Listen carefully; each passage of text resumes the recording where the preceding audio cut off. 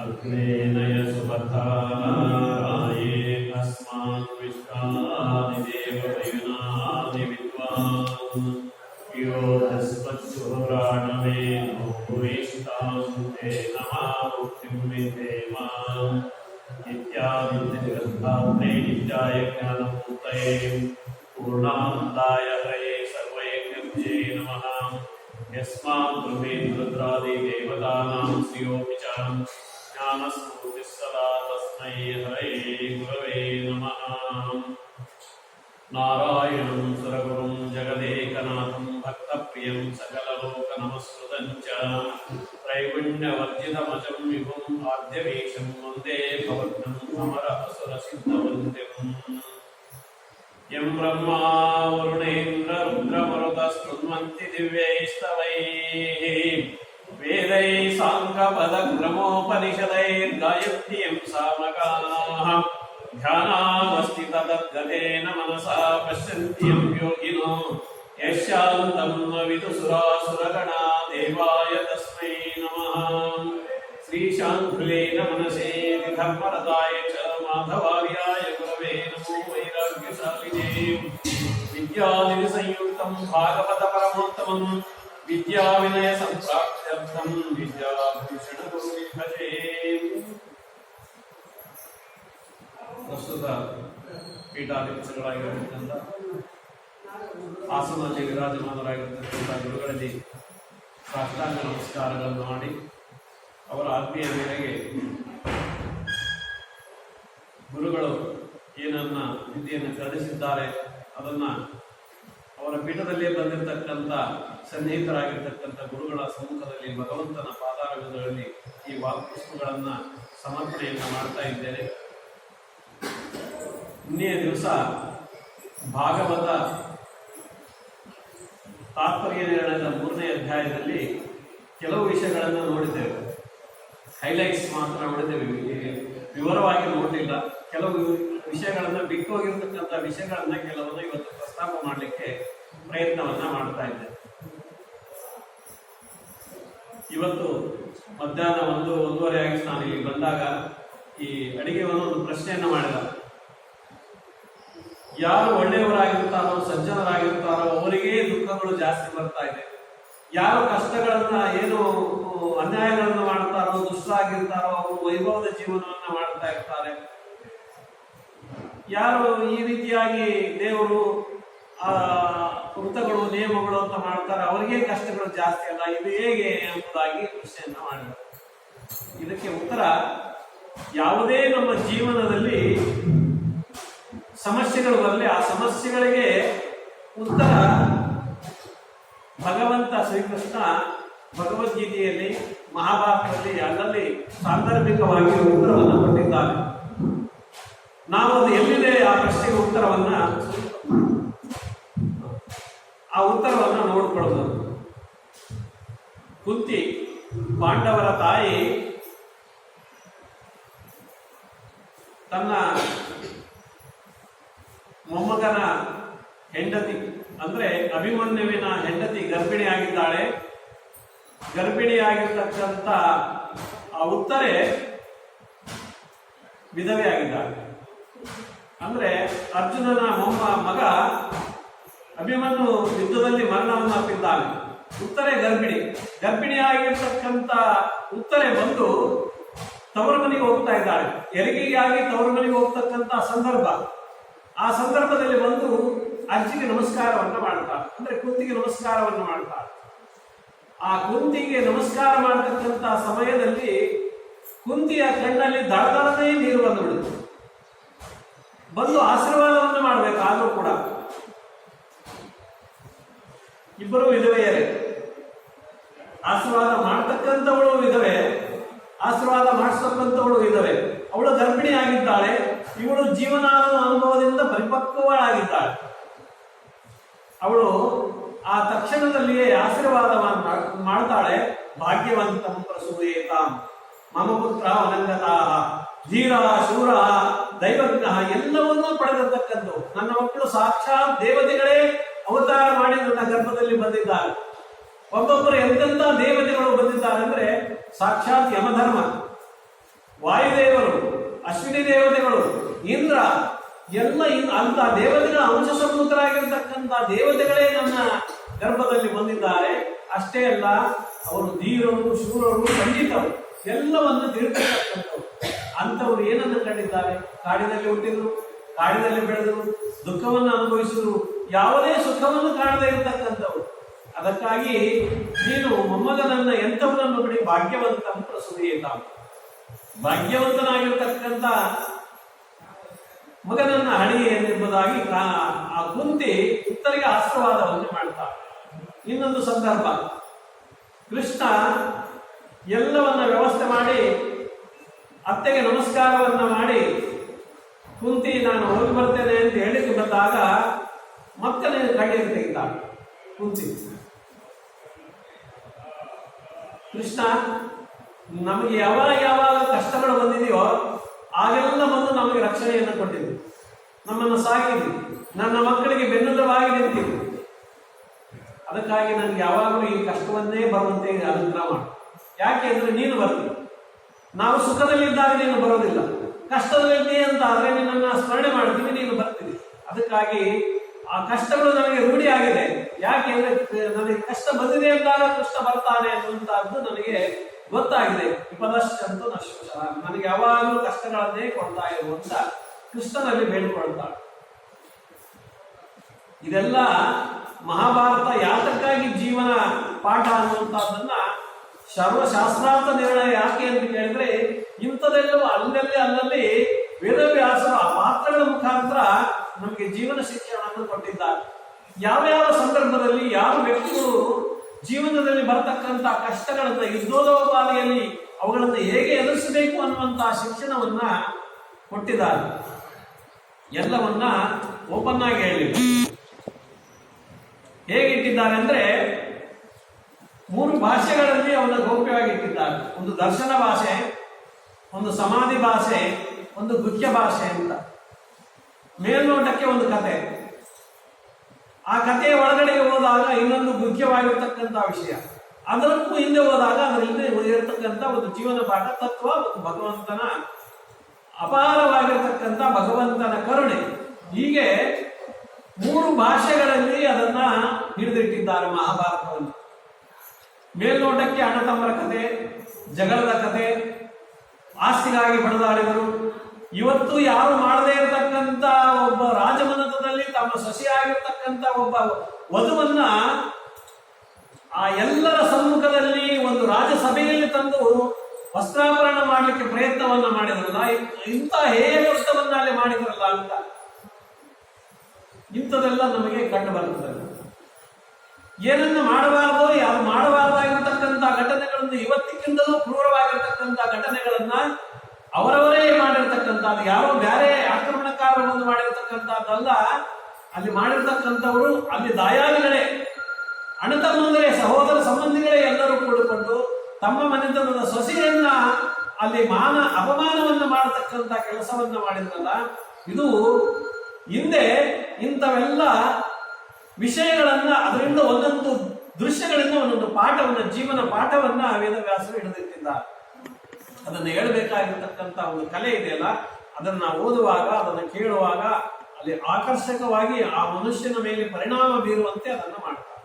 ಹೇಳುವಂತ ಕಲೆ ಅದು ಕೂಡ ವಿಶೇಷವಾಗಿರ್ತಕ್ಕಂಥ ವೇದವ್ಯಾಸ. ಒಂದು ಉದಾಹರಣೆ ಏನು ಅಂದ್ರೆ,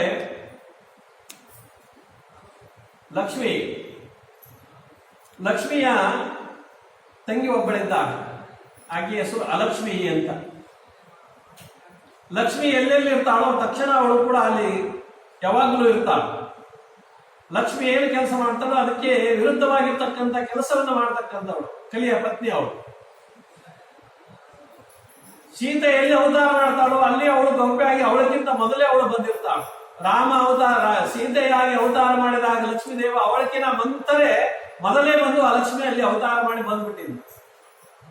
ಯಾಕೆಂದ್ರೆ ಇವಳು ಗಾಡಿ ಕಳಿಸೋದಕ್ಕಾಗಿ ಸೋದರಿಯ ಮೇಲಿರ್ತಕ್ಕಂಥ ಮಾತ್ಸರ್ಯ, ಸೋದರ ಮಾತ್ಸರ್ಯ ಹೇಗಿರ್ತದೋ ಸೋದರಿಯರು ಕೂಡ ಮಾತ್ಸರ್ಯ ಇರ್ತದೆ, ಅಕ್ಕ ತಂಗಿಯರಲ್ಲೂ ಕೂಡ ಆ ರೀತಿಯಾಗಿರ್ತಕ್ಕಂಥ ಅದು ಇರ್ತದೆ. ಆಗ ಒಂದು ಸರಿ ಇಬ್ಬರಿಗೂ ಒಂದು ಸ್ಪರ್ಧೆ ಆಯ್ತು.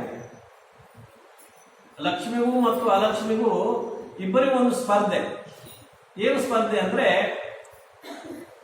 ಯಾರು ಸುಂದರವಾಗಿ ಕಾಣುತ್ತೆ. ನಾನು ಸುಂದರವಾಗಿದ್ದೇನೋ, ನೀನು ಸುಂದರವಾಗಿ ಕೇಳಬೇಕು. ಯಾರು ಕೇಳಬೇಕು? ಭೂಲೋಕಕ್ಕೆ ಹೋಗೋಣ, ಪಂಡಿತರ ಕಡೆ ಹೋದ್ರು, ಬ್ರಾಹ್ಮಣರ ಕಡೆ. ನಾವಿಬ್ರು ಅಕ್ಕ ತಂಗಿಯರು, ಲಕ್ಷ್ಮಿ ಇವಳು ಅಲಕ್ಷ್ಮಿ, ಇಬ್ಬರು ಬಂದಿದ್ದೇವೆ.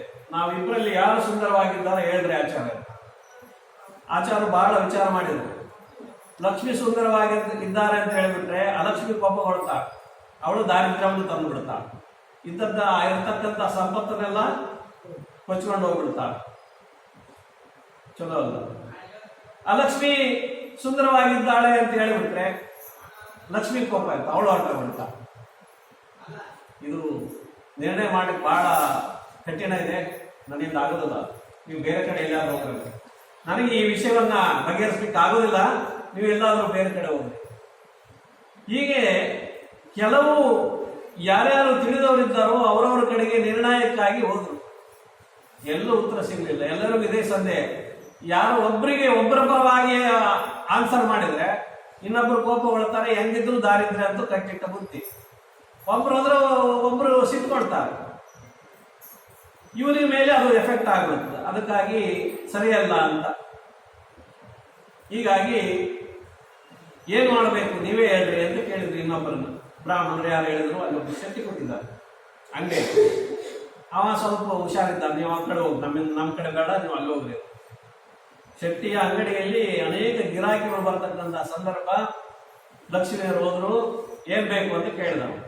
ಏನು ಬೇಕಿಲ್ಲ, ನಾವು ಇಬ್ಬರು ವಿಷ್ಣುವಿನ ಪತ್ನಿ ಆಗಿರ್ತಕ್ಕಂಥ ಲಕ್ಷ್ಮಿ, ನಾನು ಕಲಿಯ ಪತ್ನಿ ಆಗಿರ್ತಕ್ಕಂಥ ಲಕ್ಷ್ಮಿ, ಇಬ್ರು ಬಂದಿದ್ದೇವೆ. ನಾವಿಬ್ಬರಲ್ಲಿ ಸ್ಪರ್ಧೆ ಇದೆ, ಯಾರು ಸುಂದರವಾಗಿದ್ದಾರೆ ಅಂತ ನೀವು ಹೇಳ್ಬೇಕು. ಅದಕ್ಕಾಗಿ ನಿಮ್ ಕಡೆ ಹೋಗಂತ ಕಳಿಸಿದ್ದಾರೆ. ಇಲ್ಲಿ ಬ್ರಾಹ್ಮಣರು ಒಬ್ರು ಆಚಾರ ಇದ್ದಾರ, ಒಬ್ರು ನಿಮ್ ಕಡೆ ಕಳಿಸ್ತಾರೆ. ನನಗೆ ಗಿರಾಕಿದಾವೆ, ಸ್ವಲ್ಪ ಬಿಡುವಾಗಬೇಕು. ಗಿರಾಕಿ ಹೋದ ನಂತರ ಹೇಳ್ತೀನಿ, ಸ್ವಲ್ಪ ಬೆಟ್ಟಕ್ಕೆ ಮಾಡಿ, ಸ್ವಲ್ಪ ಕೂಡ್ರಿ ನನ್ನ ಮನೆಗೆ. ಒಂದು ಆಸನ ಹಾಕಿ ಕೂಡಿಸಿಬಿಟ್ಟು ವಿಚಾರ ಮಾಡಿದ. ಅಷ್ಟೊತ್ತಲ್ಲಿ ಆ ಶೆಟ್ಟಿ ವಿಚಾರ ಮಾಡಿ ಎಲ್ಲ ಗಿರಾಕಿಗಳು ಹೋದವು. ಇಬ್ರು ಎದ್ದು ಬಂದ್ರು. ಈಗ ಗಿರಾಕಿಗಳೆಲ್ಲ ಹೇಳೋದು, ಒಂದು ಕೆಲಸ ಮಾಡಿ, ನೀವೊಂದು ಸ್ವಲ್ಪ ನನ್ನ ಮನೇಲಿ ಅಡ್ಡಾಡಿ. ಇಬ್ರು ಅಡ್ಡಾಡಿದ್ರೆ ನಾನು ಇದಕ್ಕೆ ಕ್ಯಾಟ್ ವಾಕ್ ಅಂತ. ಕ್ಯಾಟ್ ವಾಕ್ ನಲ್ಲಿ ಸುಂದರ ಯಾವ್ದು ವಿಶ್ವ ಸುಂದರಿಯ ಸ್ಪರ್ಧೆಯಲ್ಲೆಲ್ಲ ಮಾಡ್ತಾರಲ್ಲ, ಹಾಗೆ ಶೆಟ್ಟಿ ಅವರಿಬ್ಬರನ್ನ ಪರೀಕ್ಷೆ ಮಾಡ್ತೀನಿ ಅಂದ. ಪರೀಕ್ಷೆ ಮಾಡಿ ಇಬ್ರು ಬಂದ್ರು. ಹೊರಗಡೆ ಬರ್ರಿ ಅಂದ, ಅಂಗಡಿ ಮುಂದೆ ನಿಂತುಕೊಂಡು. ಆಗ ಆ ನಿರ್ಣಯವನ್ನ ಹೇಳ್ತೇನೆ ಅಂತ ಹೇಳಿದ. ಲಕ್ಷ್ಮಿ ಗಾಬರಿ ಆಯ್ತು. ಎಂತೆಂತ ಬ್ರಾಹ್ಮಣರು ಪಂಡಿತರು ಯಾರು ಹೇಳಿಲ್ಲ, ಎಲ್ಲರೂ ಹಂಚಿಕೊಂಡು ಬಿಟ್ರು. ಯಾಕೆ ನಮ್ಗೆ ಅದೆಲ್ಲ ರಿಸ್ಕ್ ಬೇಡ, ಇದು ತೊಂದರೆ ಆಗ್ತದೆ ಅಂತ ಯಾರು ಒಪ್ಪಲಿಲ್ಲ. ಈ ಶೆಟ್ಟಿ ಹೇಳ್ತೀನಂತ ಏನಿರ್ಬೋದು ಉತ್ತರ ಅಂತ ಇಬ್ಬರಿಗೂ ಕುತೂಹಲ ಆಯ್ತು. ಕುತೂಹಲ ಆಗಿ ಹೇಳಿದ್ರೆ ಏನು ಅಂತ, ಅಮ್ಮ ಲಕ್ಷ್ಮಿ, ನೀನು ಮನೆ ಹೊರಗಡೆಯಿಂದ ಬರುವಾಗ ಚಂದ ಕಾಣಿಸ್ತು. ಅಲಕ್ಷ್ಮಿಗೆ ಹೇಳಿದ, ಅಲಕ್ಷ್ಮಿ ನೀನು ಹೋಗುವಾಗ ಚಂದ ಕಾಣಿಸ್ತೀನಿ. ಇಬ್ಬರಿಗೂ ಸಮಾಧಾನ ಆಯ್ತು. ಒಬ್ರು ಹೋಗುವಾಗ ಚಂದ ಕಾಣಿಸ್ತಾರೆ, ಒಬ್ರು ಬರುವಾಗ. ಲಕ್ಷ್ಮಿ ನಮ್ಮ ಮನೆಗೆ ಬರುವಾಗ ಚಂದ, ಅಲಕ್ಷ್ಮಿ ಹೋಗುವಾಗ ಚಂದ ಅಂತ. ಅಲಕ್ಷ್ಮಿ ಹೋದಂತ ಸಂಪತ್ತು ಬಂದೇ ಬರ್ತದೆ ಅಂತ ಬಹಳ ವಿಚಾರ ಮಾಡಿ ತೂಕ ಮಾಡಿ ಶೆಟ್ಟಿ ಹೇಳಿಬಿಟ್ಟ. ಅಂದ್ರೆ ತನಗೂ ಏನೋ ತೊಂದರೆ ಆಗಬಾರ್ದು. ಇದು ಹೇಳುವಂತ ಕಲೆ. ಯಾವುದೇ ವಿಷಯವನ್ನ ಹೇಳಬೇಕಾದಾಗ ಹೇಳ್ತಕ್ಕಂಥ ವ್ಯಕ್ತಿ ಶ್ರೋತೃಗಳ ಜ್ಞಾನಕ್ಕೆ ತಕ್ಕಂತೆ, ಅಲ್ಲಿರ್ತಕ್ಕಂಥ ವ್ಯಕ್ತಿಗಳಿಗೆ ತಕ್ಕಂತೆ ಅವ್ರಿಗೆ ಏನೇನು ಹೇಳಿದ್ರೆ ಅವರಿಗೆ ಸಮಾಧಾನ ಆಗ್ತದೆಯೋ ಆ ವಿಷಯಕ್ಕೆ ಧಕ್ಕೆ ಬರದಂತೆ ಹೇಳಬೇಕು. ಅಂತ ವಿಷಯವನ್ನ ಹೇಳ್ತಕ್ಕಂಥ ಕಲೆ ವೇದವ್ಯಾಸರು. ವೇದವ್ಯಾಸರು ಇಂಥ ಒಂದು ಭಾಷೆಗಳನ್ನ ಅಲ್ಲಿ ಉಪಯೋಗ ಮಾಡಿದ್ದಾರೆ. ಮಕ್ಕಳಿಗೆ ಹೇಳುವಾಗ ಕತೆ ಹೇಳಿದ್ರೆ ಚಂದ ಕಾಣಿಸ್ತು. ಮಹಾಭಾರತ ರಾಮಾಯಣ ಕಥೆಗಳನ್ನು ಹೇಳಿದ್ರೆ ಕೇಳಿಕ್ ಚಂದ ಅಷ್ಟೇ. ಮಕ್ಕಳ ಲೆವೆಲ್ಗೂ ಅದೇ ಕಥೆಯನ್ನು ಹೇಳಿದ್ರೆ ಚಂದ ಕಾಣಿಸ್ತದೆ. ಅದೇ ಕಥೆಯನ್ನು ಒಂದು 10 ವರ್ಷ ಬಿಟ್ಟು ಸ್ವಲ್ಪ ದೊಡ್ಡವರಾದ ಮೇಲೆ ಅದನ್ನು ಓದಿದ್ರು ಅಂದ್ರೆ ಮತ್ತೊಂದು ಅದರಲ್ಲಿ ಹೊಸ ವಿಷಯ ಗೊತ್ತಾಗ್ತದೆ. ತಾಯಿ ಮಕ್ಕಳಿದ್ದಾಗ ಸಣ್ಣವರಿದ್ದಾಗ ಹೇಳಿರ್ತಕ್ಕಂಥ ಮಹಾಭಾರತದ ಕತೆ ಅದೇ ಬೆಳೆದು ಮಕ್ಕಳು ಸ್ವಲ್ಪ ದೊಡ್ಡವಾದ ಮೇಲೆ ಅದರಲ್ಲಿ ಏನೋ ಒಂದು ವಿಷಯ ಕಾಣಿಸ್ತದೆ. ಅವನು ಬೆಳೆದು ದೊಡ್ಡವನಾದಾಗೆಲ್ಲ ಒಂದು 45 ವರ್ಷ ಬಂದಾಗೆಲ್ಲ ನಮ್ಮಮ್ಮ ಹಿಂಗ್ ಹೇಳ್ತಾ ಇದ್ದ ಕತೆ, ಆ ಕಥೆಯಲ್ಲಿ ಇಂಥ ವಿಷಯ ಇದೆ, ಇದರಲ್ಲಿ ತತ್ವ ತತ್ವವಿದೆ, ರಹಸ್ಯ ಇದೆ, ಅಧ್ಯಾತ್ಮ ಇದೆ ಅಂತ ಗೊತ್ತಾಗ್ತದೆ. ಒಂದೇ ವಿಷಯ, ಸಮಾಧಿ ಭಾಷೆ, ಮುಖ್ಯ ಭಾಷೆ, ದರ್ಶನ ಭಾಷೆ. ದರ್ಶನ ಅಂದ್ರೆ ಮುಂದೆ ಅದರಲ್ಲಿ ಏನಿದೆ ಅಂತ ದರ್ಶನ ಆಗ್ತದೆ, ಅಂದ್ರೆ ಅದರಲ್ಲಿ ಇರ್ತಕ್ಕಂಥ ತತ್ವ ಸಿದ್ಧಾಂತ ಏನು ಅಂತ ಗೊತ್ತಾಗ್ತದೆ. ಒಂದು ಕತೆ, ಆ ಕಥೆಯ ಮುಖಾಂತರ ಅವರ ಅವರ ಜ್ಞಾನಕ್ಕೆ ತಕ್ಕಂತೆ ಅದು ಅರ್ಥೈಸ್ತದೆ. ಇರ್ತಕ್ಕಂಥ ಮಹಾಭಾರತ ರಾಮಾಯಣಗಳಲ್ಲಿ ಇರ್ತಕ್ಕಂಥ ವಚನ ಅಂದ್ರೆ ಅದರಲ್ಲಿರ್ತಕ್ಕಂಥ ಸಾಮರ್ಥ್ಯ ಅಷ್ಟಿದೆ. ಒಂದು ಸಲ ಓದಿದಾಗ ಒಂದು ರೀತಿ ಅರ್ಥ ಆಗ್ತದೆ, ಇನ್ನೊಂದು ಸಲ ಓದಿದಾಗ ಇನ್ನೊಂದು ರೀತಿ ಅರ್ಥ ಆಗ್ತದೆ. ಹಾಗೆ ಒಂದೊಂದು ಸಲ ಓದಿದಾಗ ಒಂದೊಂದು ರೀತಿ ಅರ್ಥವನ್ನ ಒಳಿಸ್ತಾ ಇದೆ. ಜ್ಞಾನಕ್ಕೆ ತಕ್ಕ ನಮ್ಮ ಜ್ಞಾನಕ್ಕೆ ವಿಸ್ತಾರ ಅದಕ್ಕೆ ತಕ್ಕಂತೆ ಅದು ವಿಸ್ತಾರ ಆಗ್ತಾ ಹೋಗುತ್ತೆ. ಅಂತ ವಿಶೇಷತೆಯನ್ನ ಅದು ಪಡೆದಿದೆ. ಮಹಾಭಾರತ ಏನನ್ನು ಹೇಳ್ತದೆ ಅಂತ ಕೇಳಿದ್ರೆ ಅದಕ್ಕೆ ಉತ್ತರವನ್ನು ಹೇಳ್ತಾರೆ. ಮನ್ವಾದಿ ಭಾರತಂ ಕೇಚಿತ್ ಆಸ್ತಿಕಾದಿ ತಥಾಪರೆ ತಥೋ ಪರಿಚರಾದಂತೆ ವಿಪ್ರಾ ಸಮ್ಯಕ್ ಧೀಯರೇ ಅಂತ. ಮಹಾಭಾರತ ಏನನ್ನು ಹೇಳ್ತದೆ ಅಂತ ಕೇಳಿದ್ರೆ ಕೆಲವರು ಈ ವಾಕ್ಯವನ್ನು ತಮಗೆ ತಿಳಿದಂತೆ ವಾಕ್ಯವನ್ನು ಅರ್ಥ ಮಾಡಿಕೊಳ್ತಾರೆ. ಮನ್ವಾದಿ ಅಂತಂದ್ರೆ ಮನುಗಳ ಚರಿತ್ರೆಯನ್ನು ಹೇಳ್ತದೆ ಅಂತ ಅವರು ಬರೀತಾರೆ ಕೆಲವರು. ಭಾರತಂ ಕೇಚಿತ್ ಆಸ್ತಿಕಾದಿ ತಥಾಪರೆ. ಆಸ್ತಿಕ ಅಂತಂದ್ರೆ ಜನಮೇಜಯನ ಪ್ರಶ್ನೆ, ಜನಮೇಜಯ ವೈಶಂಪಾಯನರ ಪ್ರಶ್ನೆಯಿಂದ ಮಹಾಭಾರತ ಪ್ರಾರಂಭ ಆಗುವಂತಹದ್ದು. ಜನಮೇಜಯ ಪ್ರಶ್ನೆ ಮಾಡ್ತಾನೆ, ವೈಶಂಪಾಯನರು ಅದಕ್ಕೆ ಉತ್ತರವನ್ನು ಕೊಡ್ತಾರೆ. ಅದಕ್ಕಿಂತಲೂ ಪೂರ್ವದಲ್ಲಿ ಒಂದು ಯಾಗವನ್ನ, ಸರ್ಪಯಾಗವನ್ನ ಮಾಡಿರ್ತಾರೆ. ಜನಮೇಜಯ ತನ್ನ ತಂದೆಯನ್ನ ಕಚ್ಚಿ ಸಾಯಿಸಿರ್ತಕ್ಕಂಥ ಆ ತಕ್ಷಕನನ್ನ ಸಂಹಾರ ಮಾಡಬೇಕು ಅಂತ ಒಂದು ಸರ್ಪಯಾಗವನ್ನ ಮಾಡ್ತಾನೆ. ಪರೀಕ್ಷಿತ ರಾಜನನ್ನ ಕಚ್ಚಿ ಸಾಯಿಸಿರ್ತಕ್ಕಂಥ ಆವಿನ ಸಂತತಿಯನ್ನೇ ನಾಶ ಮಾಡಿಬಿಡಬೇಕು ಅಂತ. ಅದಕ್ಕಾಗಿ ಆಸ್ತಿಕ ಅಂತಂದ್ರೆ ಆ ಆವು ಬರೋದಿಲ್ಲ ಅಲ್ಲಿಗೆ ಅಂತ. ಆ ಆಸ್ತಿಕನನ್ನುವಂತ ಒಬ್ಬ ವ್ಯಕ್ತಿ ಅವನ ಬಗ್ಗೆ ಹೇಳ್ತದೆ ಅಂತ ಅವರು ಬರೀತಾರೆ. ತಥೋ ಉಪರಿಚರಾದ್ಯ, ಉಪರಿಚರ ಅನ್ನುವಂತ ಒಬ್ಬ ವಸು ಗಂಧರ್ವ, ಅವನ ಬಗ್ಗೆ ಹೇಳ್ತದೆ ಅಂತ ಇಂಥವೆಲ್ಲ ಬರೀತಾರೆ. ಆದರೆ ಮಹಾಭಾರತ ತಾತ್ಪರ್ಯವನ್ನು ಕೊಡುವಾಗ ಈ ಶ್ಲೋಕಕ್ಕೆ ಹೇಳುವಾಗ ಆಚಾರ್ಯರು ಬೇರೆ ಆಗೆಲ್ಲ ಅದು ಅರ್ಥ ಅನ್ನುವಂಥದ್ದನ್ನ ಸ್ಪಷ್ಟಪಡ್ತಾರೆ. ಹೇಗೆ ಸ್ಪಷ್ಟಪಡಿಸ್ತಾರೆ ಅಂದ್ರೆ, ದ್ರೌಪದಿ ಸಮೇತವಾಗಿರ್ತಕ್ಕಂಥ ಪಾಂಡವರ ಬಗ್ಗೆ ಹೇಳ್ತಕ್ಕಂಥದ್ದು ಇದು ಕೇವಲ ಆಸ್ತಿಕರಾಗಿರ್ತಕ್ಕಂಥ ಮನುಗಳ ಕಥೆ ಅಲ್ಲ, ಅದು ಮೇಲ್ನೋಟಕ್ಕೆ ಇರ್ತಕ್ಕಂಥ ಅರ್ಥವೇ ಬೇರೆ ಅನ್ನುವಂಥದ್ದು. ಜ್ಞಾನ ಗುಣ ಭಕ್ತಿಗಳನ್ನ, ಜ್ಞಾನ ಭಕ್ತಿ ವೈರಾಗ್ಯಗಳನ್ನ, ಜ್ಞಾನ ಭಕ್ತಾದಿ ಇವುಗಳನ್ನ ಹೇಳ್ತಕ್ಕಂಥದ್ದು ಮನ್ವಾದಿ ಎನ್ನುವಂಥದ್ದು. ಆಸ್ತಿಕ್ಯಾದಿ ಅಂತಂದ್ರೆ ಭಗವಂತನಲ್ಲಿ ಜ್ಞಾನವನ್ನು ಕೊಡ್ತಕ್ಕಂಥದ್ದು. ಹಾಗಾಗಿ ಉಪರಿಚರಾದನ್ನೇ ಎಂಬುದ ಮಾತಿನಲ್ಲಿ ಉಪರಿಚರ ಅಂದ್ರೆ ನಮಗಿಂತಲೂ ಮೇಲೆ ಇರ್ತಕ್ಕಂಥ ಭಗವಂತನನ್ನು ಕುರಿತು ಹೇಳ್ತದೆ ಅಂತ, ಭಗವಂತನ ಸರ್ವೋತ್ತಮತ್ವವನ್ನ ಹೇಳ್ತದೆ. ವೇದೇ ರಾಮಾಯಣೇ ಚೈವ ಪುರಾಣೇ ಭಾರತೇ ತಥಾ ಆದಾವಂತೆ ಚ ಮಧ್ಯೆ ಚ ವಿಷ್ಣು ಸರ್ವತ್ರ ಗೀಯತೆ ಎಂಬುದಾಗಿ. ಯಾವುದೇ ಪುರಾಣಗಳನ್ನು ತಗೊಳ್ಳಿ, ವೇದಗಳನ್ನು ತಗೊಳ್ಳಿ, ಮಹಾಭಾರತಗಳನ್ನು ತಗೊಳ್ಳಿ, ಎಲ್ಲವನ್ನೂ ಕೂಡ ಭಗವಂತನನ್ನು ಕುರಿತು ಹೇಳ್ತದೆ. ಅವೆಲ್ಲವೂ ಹೇಳುವಂತಹದ್ದು ಭಗವಂತನೇ ಎಂಬುದಾಗಿ ಅದನ್ನು ಕೊನೆಯಲ್ಲಿ ಸ್ಪಷ್ಟಪಡಿಸ್ತಾರೆ. ಸತ್ಯಂ ಸತ್ಯಂ ಪುನಃ ಸತ್ಯಂ ಉದ್ಧತ್ಯ ಭುಜಮುಚ್ಚತೆ. ಎರಡು ಕೈಗಳನ್ನು ಹೇಳ್ತಾ ಇದ್ದೇನೆ, ಸತ್ಯವಾಗಿ ಹೇಳ್ತಾ ಇದ್ದೇನೆ. ವೇದಶಾಸ್ತ್ರ ಪರಂ ನಾಸ್ತಿ ದೈವಂ ಕೇಶವಾತ್ ಪರಂ. ವೇದಗಳಿಗಿಂತ ಇನ್ನೊಂದು ಶಾಸ್ತ್ರಗಳೇ ಇಲ್ಲ, ಕೇಶವನಕ್ಕಿಂತ ಪರದೈವ ಇನ್ನೊಂದು ಇಲ್ಲ ಎಂಬುದಾಗಿ. ವೇದೇ ರಾಮಾಯಣೇ ಚೈವ ಪುರಾಣೇ ಭಾರತೇ ತಥಾ ಆದಾವಂತೆ ಚ ಮಧ್ಯೆ ಚ ವಿಷ್ಣು ಸರ್ವತ್ರ ಗೀಯತೆ ಎಂಬುದಾಗಿ ಇನ್ನೊಂದು ವಾಕ್ಯ. ಆ ರೀತಿಯಾಗಿ ಭಗವಂತನನ್ನೇ ಕುರಿತು ಹೇಳ್ತದೆ ಎಂಬುದಾಗಿ ಹೇಳಿ ಮಂಗಲಾಚರಣೆಯನ್ನು ಮಾಡುವಾಗ ವೇದವ್ಯಾಸರು ಮಂಗಳಾಚರಣೆಯನ್ನು ಮಾಡಿರ್ತಕ್ಕಂತಹ ಶ್ಲೋಕ ಒಂದಿದೆ, ಇನ್ನೊಂದು ಕಡೆಗೆ ಇನ್ನೊಂದು ರೀತಿ ಇದೆ. ಅದರ ಬಗ್ಗೆನೂ ಇಲ್ಲಿ ಆಚಾರ್ಯರು ಸ್ಪಷ್ಟಪಡಿಸ್ತಾರೆ. ಯಾವುದು ಅಂತ ಕೇಳಿದ್ರೆ, ನಾರಾಯಣಂ ಸುರಗುರುಂ ಜಗದೇಕನಾಥಂ ಭಕ್ತಪ್ರಿಯಂ ಸಕಲ ಲೋಕ ನಮಸ್ಕೃತಂಚ ತ್ರೈಗುಣ್ಯ ವರ್ಜಿತಮಜಂ ವಿಭುಂ ಆದ್ಯಮೀಶಂ ವಂದೇ ಭವಗ್ನಂ ಅಮರ ಅಸುರ ಸಿದ್ಧ ವಂದ್ಯಂ ಅಂತ ಇದು ಮಂಗಳಾಚರಣ ಶ್ಲೋಕ ಎಂಬುದಾಗಿ ಕೆಲವು ಕಡೆ ಇದೆ. ಇನ್ನೊಂದು ಶ್ಲೋಕ ಮಂಗಳಾಚರಣೆ ಇದೆ. ನಾರಾಯಣಂ ನಮಸ್ಕೃತ್ಯ ನರಂಜೈವ ನರೋತ್ತಮಂ ದೇವೀಂ ಸರಸ್ವತೀಂ ವ್ಯಾಸಂ ತಥೋ ಜಯಮುದೀರಯೇತ್ ಎಂಬುದಾಗಿ. ಯಾವುದು ಇದರಲ್ಲಿ ಮಂಗಳಾಚರಣೆ ಅನ್ನೋದಕ್ಕೆ ಸ್ಪಷ್ಟಪಡಿಸ್ತಾರೆ ಆಚಾರ್ಯರು.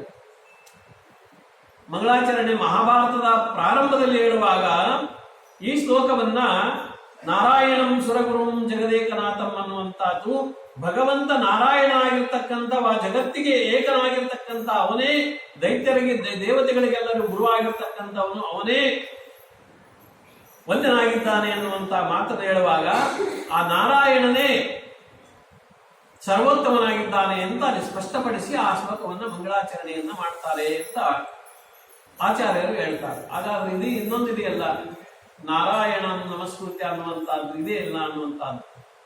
ಆ ನಾರಾಯಣಕ್ಕೆ ಅನೇಕ ಅರ್ಥಗಳನ್ನ ಹೇಳಿ ಆ ನಾರಾಯಣ ಶಬ್ದಕ್ಕೆ ಉತ್ಪತ್ತಿಯನ್ನು ಹೇಳಿ ನಾರಾಯಣ ಶಬ್ದವೇ ಯಾಕೆ ಅದಕ್ಕೆ ಗ್ರಂಥ ಪ್ರತಿಪಾದ್ಯವಾಗಿರ್ತಕ್ಕಂಥ ದೇವತೆ ಅನ್ನುವಂಥದ್ದನ್ನು ಸ್ಪಷ್ಟಪಡುತ್ತಾರೆ. ನಮೋ ನಾರಾಯಣ ಇತಿ ವಾಗಸ್ತಿ ವಶವರ್ತಿದೆ ತಥಾಪಿ ನರಕೆ ಗೋರೆ ಪತಂತಿ ಇತಿ ಕಿಮದ್ಭುತಂ ಎಂಬುದಾಗಿ. ನಮೋ ನಾರಾಯಣ ಇತಿ ವಾಗಸ್ತಿ ವಶವರ್ತಿನಿ. ನಾರಾಯಣ ಅನ್ನುವಂಥ 4 ಅಕ್ಷರಗಳ ನಾಮ ಇದೆಯಲ್ಲ, ನಾವು ಏನು ಕೇಳಿದ್ದನ್ನೆಲ್ಲ ಕೊಡುವಂತ ಶಬ್ದ ಇದೆ.